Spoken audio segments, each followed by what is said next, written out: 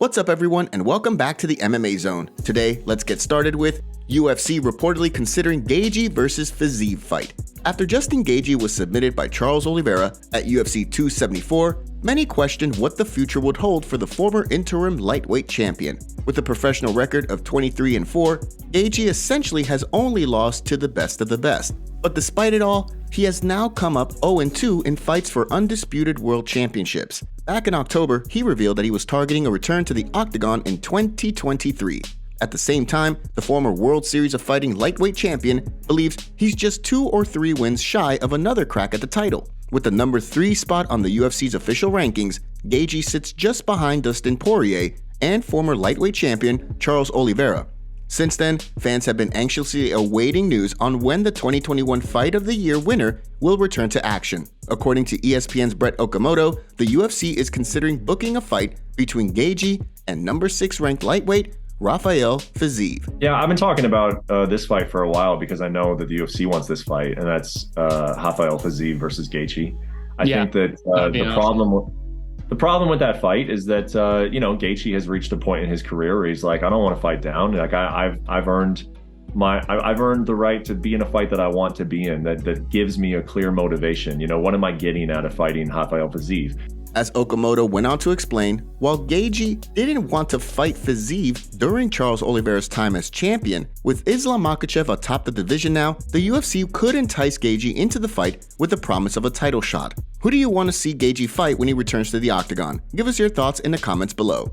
Dustin Poirier weighs in on fighters being banned from betting. When it was revealed that fighters and their team members could no longer bet on fights, most people were quite unhappy. The practice of fighters betting on themselves had been around for a while. In fact, it had become normalized over the years. During the reign of Ronda Rousey, her team would bet tens of thousands of dollars on her to win.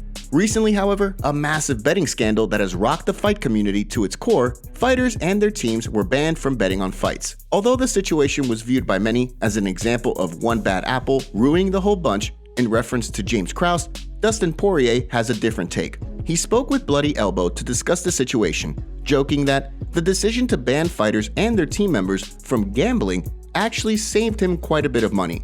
When it came to UFC 280, Poirier said he would have bet on Peter Yan to beat Sean O'Malley and Mateusz Gamrot to beat Beneil Dariush. Thanks to the ban, Poirier said he saved money. Joking aside, he continued, saying, but still, it's insider trading. If I'm training with these guys and they have an injury going into a fight or whatever, I'm seeing it from a different angle than the public and the matchmakers are seeing it. So I can see it's just not a good look for the sport in general. And I have no problem with, being removed from the betting side of mixed martial arts.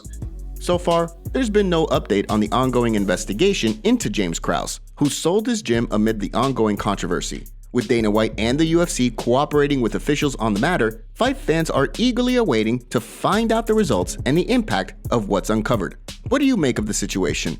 Give us your thoughts in the comments section below. Khabib Nurmagomedov retires from coaching. After Khabib Nurmagomedov retired from competing in MMA, the former lightweight champion remained an active part of the sport. Between being the owner and operator of Eagle FC and training his relatives and teammates, Nurmagomedov was seen pretty frequently working as a cornerman at events. Since retirement, he has continued his father's plan, coaching alongside Javier Mendez at American Kickboxing Academy and back home in Dagestan. Ahead of Islam Makhachev's upcoming lightweight title defense against Alexander Volkanovski, news has surfaced that the UFC Hall of Famer is officially stepping away from his coaching duties. At first, it seemed as though the news was fake.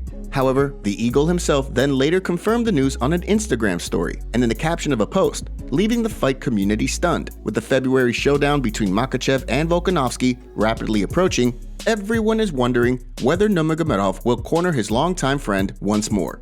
During a recent interview with Yahoo Sports, Javier Mendez spoke about Nurmagomedov's decision, revealing that even he isn't sure if the Eagle will corner Makhachev in Perth or not. He spoke about the Hall of Famer's decision, saying, "He just doesn't want to miss being a father. He talked to me about 3 weeks ago and told me of his plan and said he planned to talk to the team and inform them of his decision.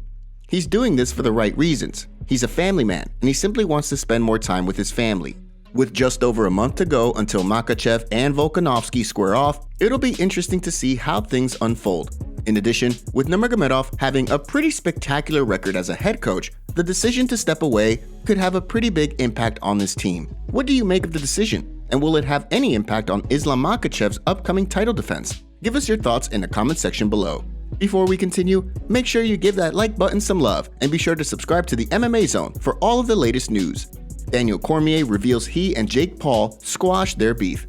UFC Hall of Famer Daniel Cormier and Jake Paul have quite the rocky relationship. Back at UFC 261, Paul and Cormier came face to face where things got pretty heated. Cormier saw Paul in the crowd trolling him and asked producers for a short 2-minute break before the pay-per-view went live on air. During the break, he confronted Paul, cautioning the controversial YouTuber against playing games and trolling him.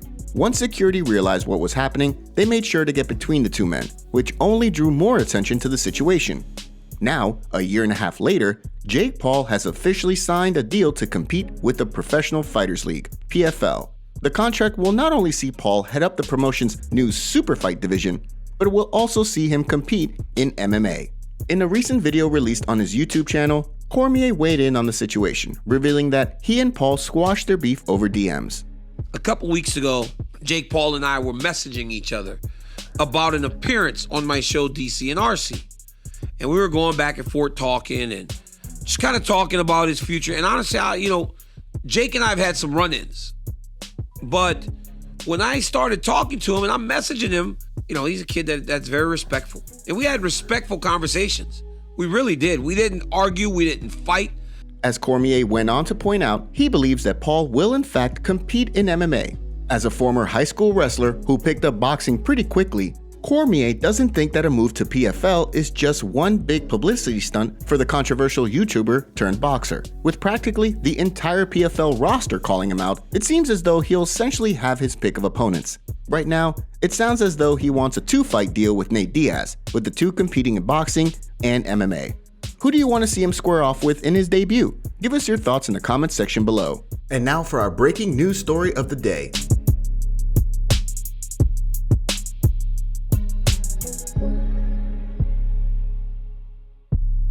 Valentina Shevchenko details recent frustrations with attempts at returning to the Octagon. After Valentina Shevchenko picked up a split decision win over Taila Santos at UFC 275 last summer, many questioned what was next for the streaking champion. On one hand, many wanted to see her fight Santos again in a rematch. On the other hand, many were eager to see her take on a new contender. With plenty of options in front of her, many expected Shevchenko, who usually keeps a pretty active schedule, to book her next fight sooner rather than later, given that she fought just once in 2022. With the new year officially underway, fans have been itching for news regarding the Bullet's return. During a recent interview with UFC.com, she spoke about the struggle of trying to find a willing opponent. "I wanted to fight in December, but it's my understanding that it was hard to find an opponent," Shevchenko said. "I'm just here training all the time, almost every day, waiting for the call. I've been ready since September? I want to fight frequently, but I realize this is a problem for the UFC to find opponents in order for me to fight frequently. My understanding is that everyone would love to fight for a title. So what's happening with you girls? Why so quiet?" Although many were hoping that a rematch between Shevchenko and Santos would be booked for the new year, according to streaking contender Erin Blanchfield, she's agreed to fight Santos next month. With that fight allegedly just over a month away, Shevchenko could very well find out who her next opponent will be if the two share the Octagon for a #1 contender fight. Who do you want to see Valentina Shevchenko square off against next? Give us your thoughts in the comment section below.